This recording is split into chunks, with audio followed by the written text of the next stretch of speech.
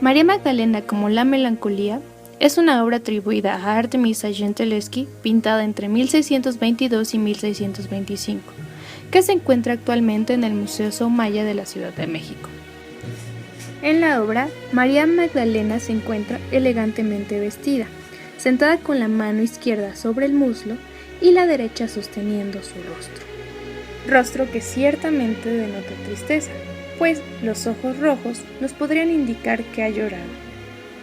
Ahora bien, el título nos lleva a un tema que ha sido representado desde la Edad Antigua en pinturas y esculturas a lo largo de la historia del arte, la melancolía.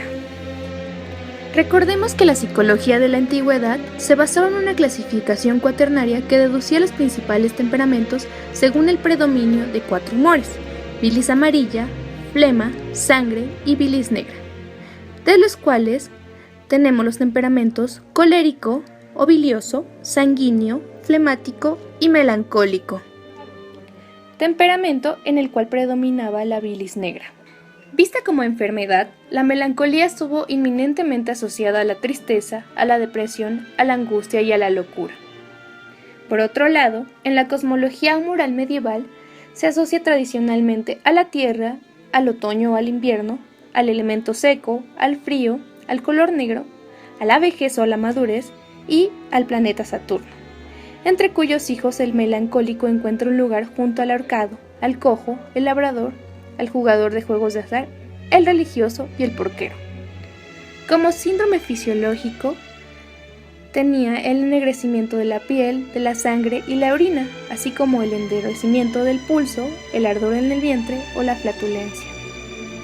El estreñimiento, sueños sombríos y, dentro de enfermedades, se puede inducir la que figura la histeria, la demencia, la epilepsia, la sarna y la manía suicida. De esta manera, el melancólico era visto como triste, envidioso, malvado, ávido, fraudulento, temeroso y térreo. Dentro de las cualidades psíquicas concedidas a Saturno, señor de Capricornio y Libra, estas no son mucho más atractivas. El saturnino tiende a meditar demasiado, se encoleriza con facilidad, pero también sabe contener su rabia durante mucho tiempo. Suele ser gordo y su paso es lento, avaro, impostor, deshonesto, ladrón, brujo o mago. Saturno, como sabemos, es asociado al puerco, el viejo. De esta manera, puede ser también concebido como alguien deshonesto, avaro, solitario, triste y desconfiado. Sin embargo, también suele asociársele al puerco, el joven. En ese sentido puede ser visto como un revolucionario, pues Cronos, en su juventud, impulsado por el odio de Urano y vengando a su madre Gea, ataca y castra con Laos a su padre.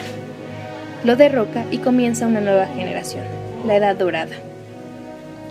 Este aspecto pueril y senil de Saturno es su ambivalencia constante.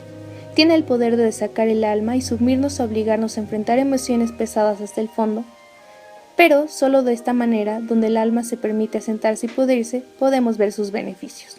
Saturno es asociado al anigredo, al plomo, por su peso, emociones y estados fuertes a los que debemos sumirnos para poder ver todo de manera más transparente. La melancolía viene acompañada de plomo, de pesadez, de un estado distante e ido. El cuerpo está presente, pero el espíritu está en otro lado. Por fuera parece que el melancólico atraviesa un periodo de inactividad, pero de manera interna hay una fuerte labor. Ahora bien, la melancolía, desde otra tradición, fue tomada también desde la genialidad, desde la fuerza creadora del genio melancólico, pues es poseedor de una fuerte inspiración, gracias a su naturaleza reflexiva y al poder de la imaginación latente en el melancólico. Durante el siglo IV, la idea de la melancolía sufrió una transformación, esto debido a dos grandes influencias. Por un lado, la idea de locura en las tragedias de la mitología griega y la idea de furor en la filosofía platónica. Así, se empezaron a concebir rasgos de la melancolía en héroes a quienes los dioses habían castigado con la locura, como Áyax, Heracles o Belerofonte. Fue por ello que fue concebida también como una enfermedad de los héroes. Así, la disposición melancólica asociada con los mitos se entendió de cierta manera como heroica. y se le idealizó aún más con la reinterpretación de la idea de furor hecha por Platón, ya que este era un síntoma de exaltación espiritual. Así, la melancolía se comenzó a concebir como un síntoma de éxtasis divino que se relacionó con la locura. Pero tal vez esto lo vemos aún más presente en el problema 30 de Aristóteles. Con Aristóteles, la doctrina del genio se enlaza indisolublemente con la del humor melancólico. Para Aristóteles, los hombres que poseían como etos la melancolía podían, según su temperatura y la cantidad, producir diversos efectos en su carácter. Por ejemplo, en quienes la bilis era fría, se volvían torpes y extraños, pero en quienes es abundante y caliente, según Aristóteles, se vuelven maniáticos y gallos, amorosos y dados a apasionarse. De esta manera se les asocia la inteligencia al furor y el entusiasmo. Esta polaridad de la bilis negra y su relación con la manía divina de Platón fueron recogidos en Florencia por Marsilio Ficino. De hecho, Marsilio Ficino se reconocía a sí mismo como melancólico. A partir de esta tradición, los que tenían una bilis más caliente eran genios. Además, tenían una memoria prodigiosa, capacidades analíticas fuera de lo común. Para Ficino, Saturno designa al hombre separado de los demás, divino o bestial, satisfecho u oprimido por una miseria extrema. Así, se le atribuye al melancólico en relación con lo saturnino una inclinación excepcional hacia la contemplación metafísica y al razonamiento abstracto. En el Renacimiento, gracias a la recuperación de textos clásicos, la melancolía cobra gran importancia y se recupera la doctrina de los 4 elementos, así como el genio melancólico que vemos en Aristóteles. Dentro de las representaciones pictóricas que tenemos de Saturno, suele reencontrarse como un anciano que porta una hoz en un estilo por lo general hierático, pero también suele representarse al dios en una actitud de pensador, sentado y con la cabeza descansada en su mano, con un rostro afligido y meditabundo por la tristeza, también con la mirada perdida en el horizonte como símbolo de su reflexión e introspección de sus actos. La melancolía se representó en el arte clásico a través de esta acción postural característica. Así lo vemos en diversas esculturas y vasijas, así como pinturas, en donde el individuo se representa en una posición sedente y con rostro reflexivo, con una postura de decaimiento y con la cabeza reposando sobre su mano izquierda, como símbolo de este estado anímico triste.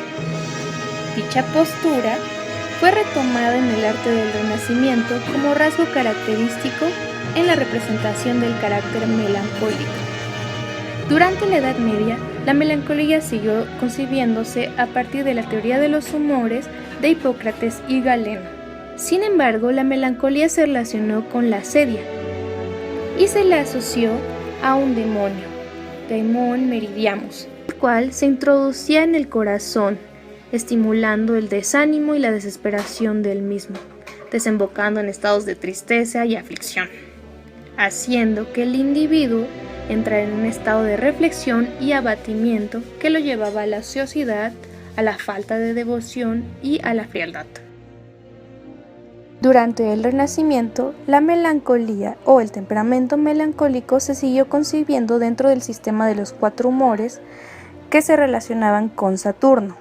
Pero también se retomó la visión de Aristóteles que vemos en el problema 30. Así, el melancólico se vio como el hombre de las artes y la melancolía se vio como base de realizaciones intelectuales e imaginativas, como la fuente del ingenio, de las creaciones poéticas, de visiones religiosas o profecías profundas.